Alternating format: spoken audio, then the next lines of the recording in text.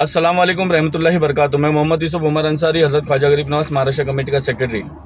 Mumbai police और Gujarat police या UP police की ये पूरी कोशिश है, जिस तरह इन्होंने गठबंधन सरकार बना के, पुलिस वालों की गठबंधन सरकार बना के जैसे हमारे पीर मुर्शिद हज़रत मुफ्ती सलमान नजरी साहब को जेल में डाले, उसी तरह ये पूरी कोशिश कर रहे हैं कि मुझे और मेरी टीम को जेल में डालने की। इसकी अहम वजह, जैसा ही मैंने 26 तारीख को बॉम्बे से निकला और 27 तारीख को अहमदनगर में, जहां फर्स्ट नीतीश रानी के ऊपर एफआईआर हुई थी, जहां पे उसने बोला था कि मस्जिदों में घुस के मारूंगा, उसकी जानकारी के लिए जैसे ही मैंने अहमदनगर में पहुंचा, उसके बाद से लगातार डीसीबी जोन 6 के डीसीपी साहब शिवाजी नगर के सीनियर इंस्पेक्टर साहब कंटिन्यू मेरे घर पे पुलिस वालों को भेज रहे, और कभी ऑफिस का एग्रीमेंट, कभी घर का एग्रीमेंट मांग रहे। अगर इस पुलिस की हरकत की वजह से, खास करके डीसीबी जोन के 6 डीसीबी 6 जोन के डीसीपी साहब और शिवाजी नगर सीनियर इंस्पेक्टर साहब, और ख़ास करके जो पवार साहब, जो घड़ी पुलिस वालों को भेज रहे और धमकी दे रहे कि यूसुफ अंसारी नहीं मिलेगा तो मैं लेडीज़ पुलिस लाऊंगा और बाल खींच के लेके जाऊंगा। तो कोई है ईमान वाला मुसलमान, कोई ऐसा सोशल वर्कर या कोई सोशल वर्क की लेडीज़ ऐसी है जो शिवाजी नगर पुलिस स्टेशन में जाके पूछे या मेरे बीवी बच्चों का ख्याल करे? मैं Shivaji Nagar plot number 26 G line room number 1, plot number 26 Shivaji Nagar G line room number 1, ऊपर घर है मेरा, नीचे ऑफिस है। और आज तक जितने भी गुस्ताखी रसूल वाला मामला है, हर मामले में मैंने खुल के लड़ा हूँ। मगर आज मैं आप लोगों से मदद इसलिए मांग रहा हूँ कि हो सकता है कल तक मैं जेल में चले जाऊँ, या परसों तक लाइफ लग जाए, या उसके बाद मेरा इंतकाल हो जाए, मैं कब्र में चले जाऊँ। तो मेरे जेल में जाने के बाद मोर्चा निकाल के या मेरे दुनिया से जाने के बाद मेरे बारे में अफसोस करके मसला कोई हल नहीं होगा। आज मैं जिंदा हूँ, आप लोगों के दरमियान में मैं काम कर रहा हूँ, मेरी पूरी टीम काम कर रही। तो आपकी जिम्मेदारी है कि शिवाजी नगर सीनियर इंस्पेक्टर साहब से, पवार से और डीसीपी साहब से पूछे कि भाई उनके घर पे क्यों जा रहे, क्यों उनको तकलीफ दे रहे।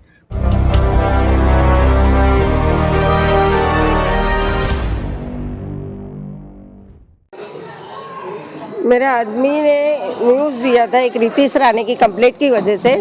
जिसके वो गए थे उनकी मालूमात करने अहमदनगर, मगर पुलिस आके मुझे तंग कर रही है। हर 2 दिन में 3 दिन में मेरे घर पुलिस आती है, और कल तो गन लेके मेरे घर में आए पुलिस वाले और पूरा दरवाजे को मारे। और फिर उसके बाद और 1 घंटे के बाद फिर 4-5 पुलिस आई सादे लिबास में। ऐसे ही करके पूरे दिन में 6-7 बार उन लोग मेरे घर आए हैं और आजू बाजू से पूछताछ किए कि इनका वीडियो निकाले सब, और लाइट बिल और एग्रीमेंट सब मांग रहे हैं। और घड़ी मुझे बोल रहे हैं कि वो नहीं मिले तो तुमको लेके जाएंगे, ऐसा मुझे बोल रहे हैं। ये तो बहुत दिन से आ रहे हैं लोग, कम से कम 1 महीने से आ रहे हैं। 2 बार तो घर से उठा के लेके गए मेरे आदमी को, और 1 दिन बाद ऐसा आते ही रहते वो 2-3 बार, मगर कल तो कुछ ज़्यादा ही आए लोग। क्या बोल रहे हो लोग आके, क्या बोल रहे हो? पहले मेरे आदमी को पूछते वो किधर है यूसुफ अंसारी, और उसके बाद बोलते फिर क्या एग्रीमेंट दो, फिर लाइट बिल दो, फिर नहीं तो घर वाले का वो नाम बताओ, ऐसा करते हैं।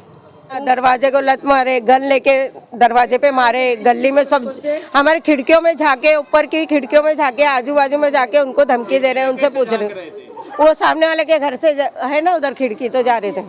और बाजू वाले से भी सीढ़ी पे चढ़ के उधर भी झाके, ऐसे खिड़कियों में भी झाक रहे, सब झाक के जा रहे हैं। मैंने काफ़ी दिन से मैं इनको जानता हूँ, यूसुफ अंसारी साहब को। वो हमारी भी एक्टिविटीज़ वही होती है जो इनकी होती है। अचानक से कल 2-3 दिन से जो मैं वीडियो देख रहा हूँ, जिसमें उन्होंने महदबाना अपील और गुजारिश की थी क्या 3 पुलिस यूपी, राजस्थान और महाराष्ट्र की, ये कहीं ना कहीं मेरा हाल मुफ्ती सलमान नजरी साहब जैसा बनाना चाहती है। और मुझे आज दोपहर में भी उनकी कॉलिंग हुई कहीं से कॉन्फ्रेंस के ऊपर, तो उन्होंने भी मुझे ये बात की कि अमजद भाई ऐसा मामला, मतलब इंशाअल्लाह ताला देखिए, आपकी अगर ऐसा कुछ मामला डिपार्टमेंट से जो हमारे सामने ना हो तो आप मुझे वो भी क्लियर करें। बोले अमजद भाई अल्लाह की कसम हमारा ऐसा कोई मामला नहीं है, चला जो भी है मेरी एक्टिविटीज़ है और जो मैं वीडियो वायरल करता हूँ और जो मैं समाज के लिए लड़ता हूँ, जो हाई कोर्ट और दूसरे अपने कौम के लिए आवाज़ उठाता हूँ, बस इसी के मसले में मुझे डिपार्टमेंट कहीं ना कहीं हेरसमेंट कर रहा है और मुझे फंसाना चाहता है। बोला इंशाअल्लाह ताला, मैं बोला ऐसा है तो अल्लाह के करम खुश नहीं होऊंगा, क्योंकि एक नाम और रिसालत के ऊपर अल्हम्दुलिल्लाह जब इम्तियाज जलील साहब के क़यादत में आज करोड़ों से मुसलमान बम्बई और ठाना आए,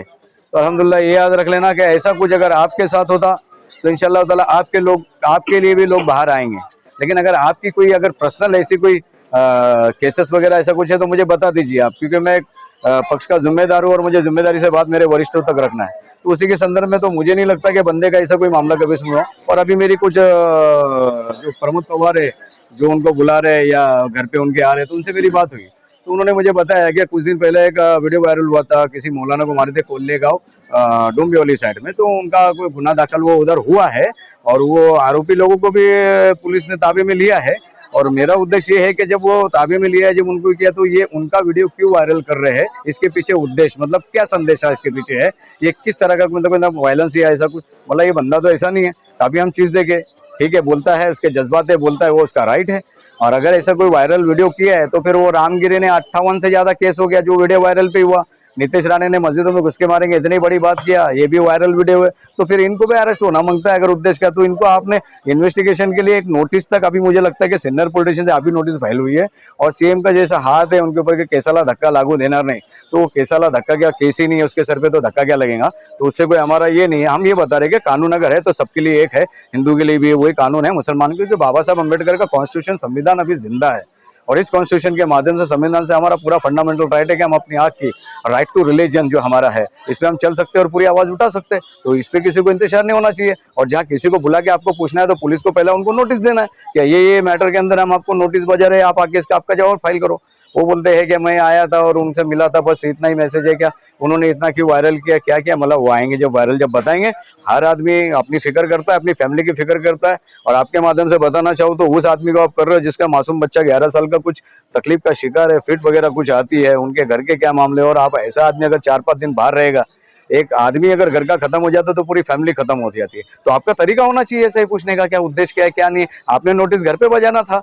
ने बुला लेना था, बात करना था। वो आदमी इतना वीडियो डाल के, इतना आज जो लोग उसके साथ में खड़े, पूरा मोहल्ला समझ, मैं खुद थाना से आया हूँ, कुछ लोग हमारे साथ के, हमारे दोस्त वो नाला सोपारा से आए, थाना से पहले भी हमारे कुछ दोस्त आके गए, भाई हम इधर पे आए तो क्यों आए, नाम और रिसालत के नाम पे आए, कलमे की बुनियाद के नाम पे अल्हम्दुलिल्लाह। और अगर यूसुफ अंसारी नहीं होता या मेरा कोई दूसरा गैर मुस्लिम भाई भी होता, उसके साथ भी अगर इस तरह की जाति होती तो भी अमजद बरकती अल्हम्दुलिल्लाह थाना से क्या दुनिया के किसी कोने से भी आगे खड़े रहता था। और मैंने सीधा बोला कि कोई आप अगर वो बंदा इसमें नहीं तो कोई आप फॉल्ट ढूंढ के मत करो, क्योंकि एक मामला हमारे सामने आता है कि एक शायर की बुनियाद के ऊपर मुफ्ती सलमान आजारी साहब आज ताबे पे ताबे घुमाते गए और इसने इतनी बड़ी बात कर दी हमारे रिलीजन के बारे में, इसको नोटिस नहीं है। तो हमको साफ साफ समझ में आ रहा है ना सिस्टम क्या चल रहा है। तो हम भाई मर तो सकते हैं लेकिन हुजूर की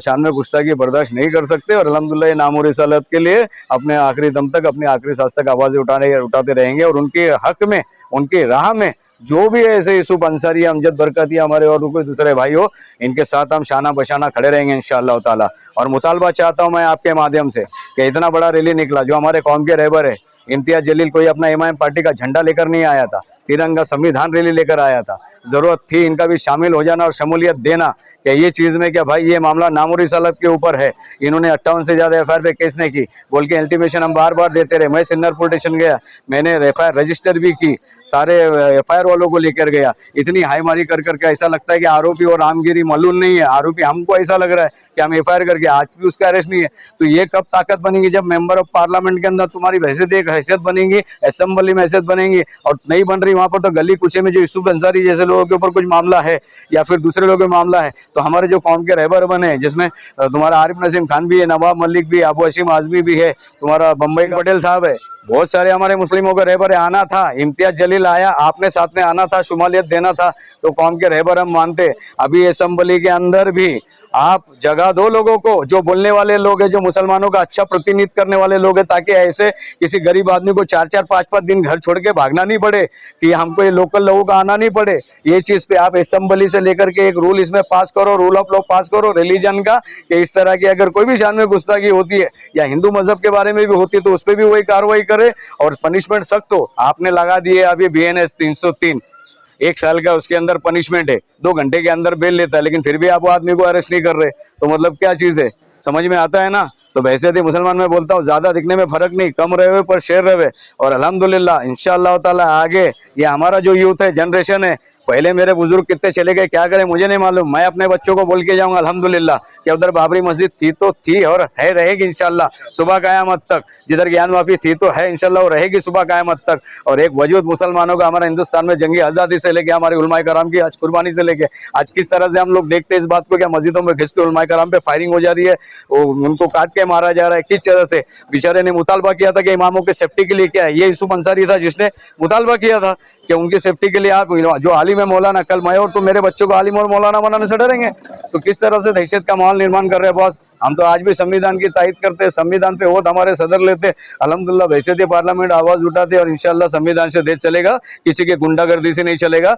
और संविधान की जितनी बात बोला संविधान के दायरे में लेके बोला, कोई मेरी बात को क्रॉस करता है तो आके 1 to 1 करे। अमजद बरकती MIM स्पोक्सपर्सन थाना राबोडी में रहता हूँ। देखिए, आयो जो पवार साहब जो थे उस टाइम पे उनसे मेरी बात भी मुलाकात हो गई थी। उन्होंने बताया कि यूसुफ भाई का कुछ गोरेगांव का मामला था, उन्होंने गन अप्लाई करने के लिए बोला था। तो मैंने जैसे अभी उनकी वाइफ से बात किया, उनकी एहलिया से बात किया, तो उन्होंने बताया है कि वो सिर्फ जो मौलाना लोगों के ऊपर जैसे सब बयान दे रहे थे कि मस्जिदों में घुस के मारेंगे, तो उन्होंने आए दिन जो कोई एक मौलाना थाने में जिनको मारा गया है, तो बोले एक सेफ्टी के लिए उनको एक हथियार देना चाहिए, जो कि हमारा कानूनन राइट है। जैसे देखा जाए तो सिख भाइयों के पास वो एक चाकू रहता है।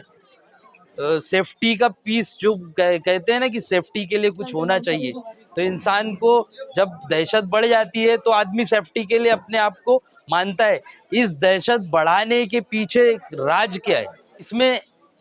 आए दिन जो मुसलमानों को टारगेट किया जा रहा है, जो मुसलमानों को कहीं ना कहीं, और क्यों टारगेट करते हैं, ये जो वोट बैंक की राजनीति है, जो हमारे देश के अंदर सेकुलरिज्म और जो कम्युनल की राजनीति है। जैसे कम्युनल भारत मुल्क है, नाम है हिंदुस्तान, इंडिया, 3 हमारे जो मुल्क है पूरे दुनिया में, जिस मुल्क का 3 नाम है, हिंदुस्तान है, इंडिया है, भारत है। लोग अलग अलग नाम लेते हैं, लेकिन क्यों उसी तरह से हमारे यहाँ की जो रिलीजन्स है,